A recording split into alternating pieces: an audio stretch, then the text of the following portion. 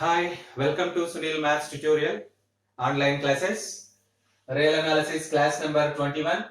In the chapter sequences, we learn one important theorem, the nested interval theorem or Cauchy's intersection theorem. This is also known as contour intersection theorem also. The statement of this theorem is, for each n belongs to Z plus, let In is a closed interval an comma bn be a closed interval such that the sequence of intervals are decreasing. The sequence of intervals are decreasing. I1 is superset to I2, is superset to I3, is superset to and so on, In superset to In plus 1 and so on. And also given that limit n tends to infinity bn minus an is equals to, what it means bn minus an? Limit n tends to infinity, length of In is equals to 0. If these two conditions holds, then the intersection of intervals contains precisely one point. Then intersection of all these intervals, I1 intersection, I2 intersection and so on, intersection and so on, contains precisely one point, means the intersection of these intervals contains only one point. Contains only one point. So observe the statement again. It has two properties. Limit n tends to infinity bn minus an is equals to 0. And also the intervals are closed intervals. They are in decreasing order. Then their intersection contains only one point. We prove this theorem.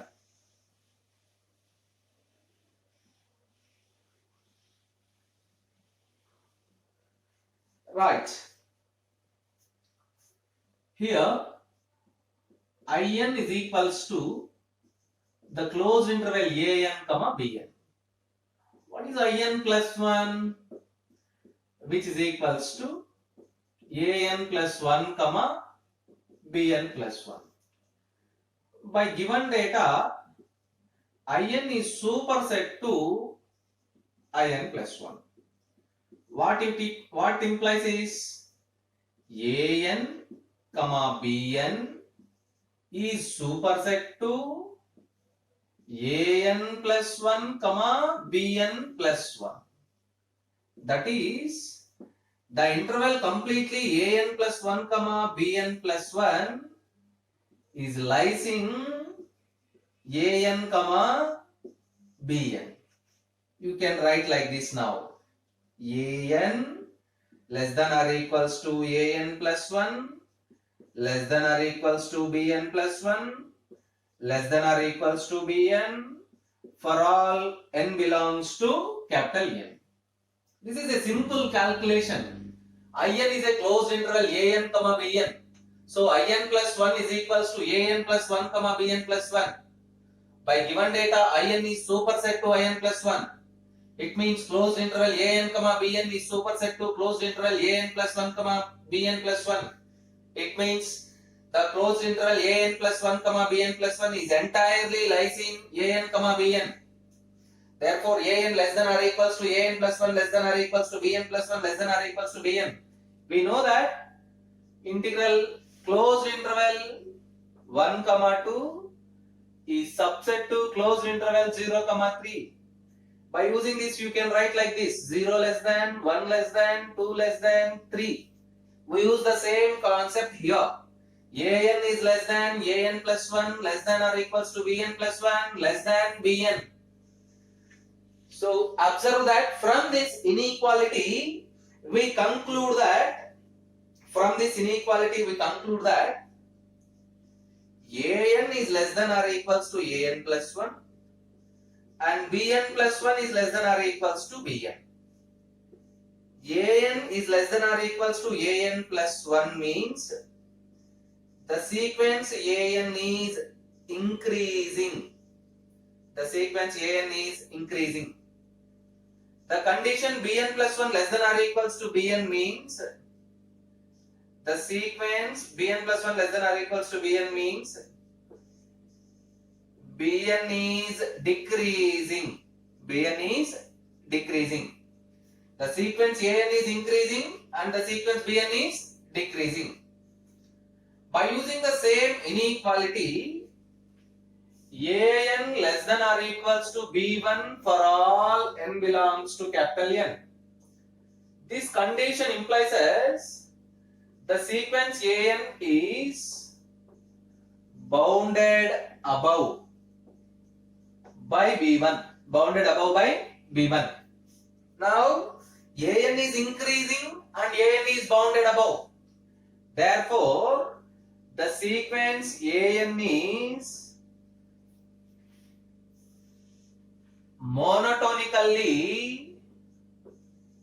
monotonically bounded above. A sequence which is monotonically bounded above must be convergent. A sequence which is monotonically bounded above must be convergent and converges to least upper bound. Therefore, the sequence an is convergent and convergent to its supremum, least upper bound, say small a. That is, limit n tends to infinity, an is equals to a. Observe the theory which we conclude here. An less than or equals to an plus 1, it means an is increasing. An is less than bn, it means an less than or equals to b1 for all n belongs to capital N. It means an is bounded above sequence.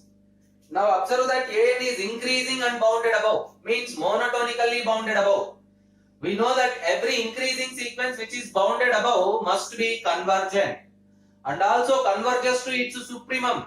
Supremum means least upper bound.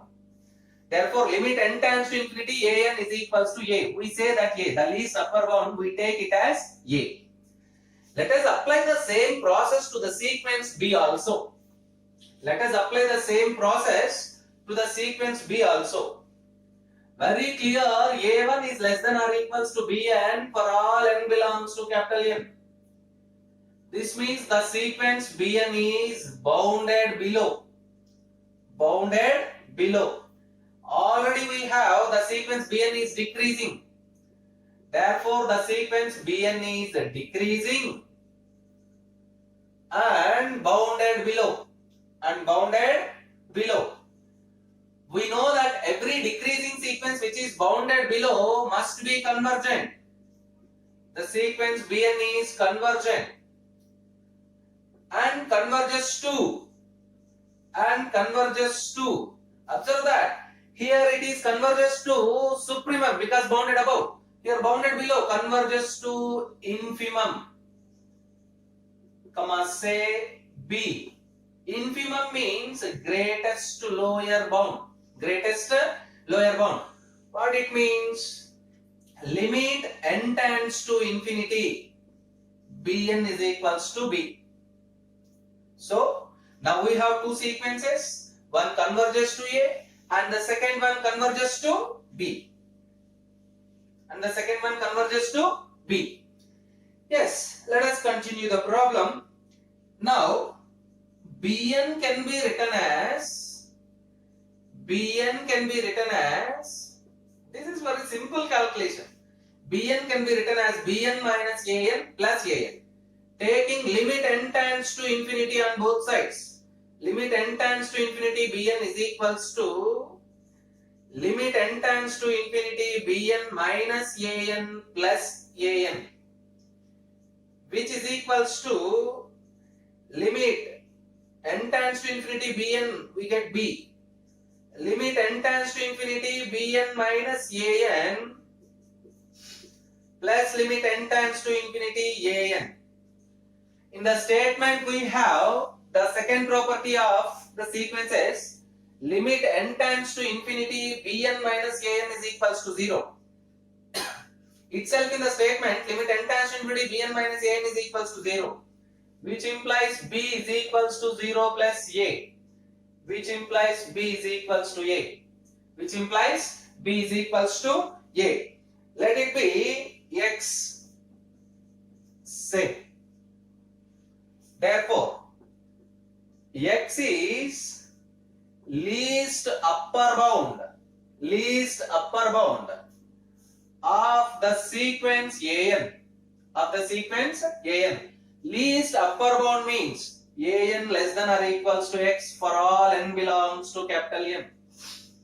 Again, since x is greatest lower bound of the sequence Bn, that is x less than or equals to Bn for all n belongs to capital N. Now you observe that an less than or equals to x and Bn less than or greater than or equals to x.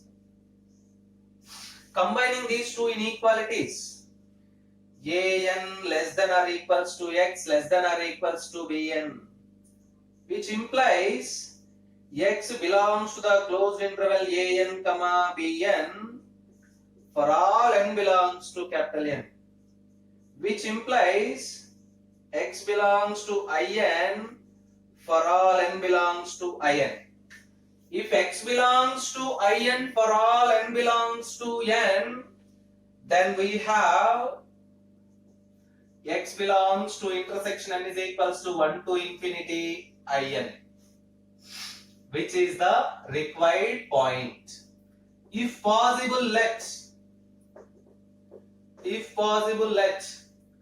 there is another element y which belongs to intersection n is equals to 1 to infinity In. There is another limit which also belongs to y, which belongs to capital N, which belongs to intersection In. Therefore, now we have two elements x comma y belongs to intersection n is equals to 1 to infinity In. Now we have two elements x comma y belongs to the intersection In, which implies x comma y belongs to In, which value is equals to an closed interval an comma Bn, which implies mod x minus y is less than or equals to Bn minus An. Taking limit n tends to infinity, mod x minus y less than or equals to limit n tends to infinity Bn minus An. Left side is independent of n, mod x minus y less than or equals to, right side becomes 0. But always mod x minus y greater than or equals to 0. Combining these two conditions we get mod x minus y is equals to 0, which implies x minus y is equals to 0, which implies x is equals to y. We take there is another element y belongs to the same intersection, but that y becomes x. Therefore, intersection n is equals to 1 to infinity In contains exactly 1 point. This proves the Cauchy intersection theorem or nested interval theorem. This question also very important for your examination. It may be asked as state and prove nested interval theorem or state and prove Cauchy intersection theorem. The same theorem is also known as contour intersection theorem, Cauchy contour intersection theorem.